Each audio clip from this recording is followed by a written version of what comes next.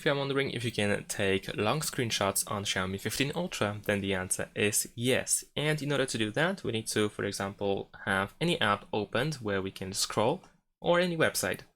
And first we need to capture a screenshot in the normal way, so just like you capture the full screen screenshot. So for example, I'm gonna use 3 fingers, swipe down in order to capture the screenshot, and then we can press scroll.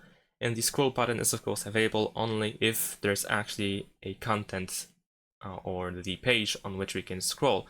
And then you can keep scrolling until the area that you want to capture. So for example, I'm gonna set the screenshot to be cut to this point over here, and I'm gonna press done at the bottom, and there we go. We have a long or scrolling screenshot. Of course, we can proceed and do some further edits.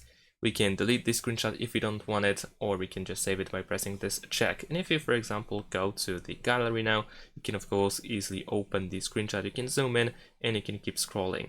So that's pretty much it. Thanks for watching, leave a like and subscribe to my channel, and see you in my next videos. Bye!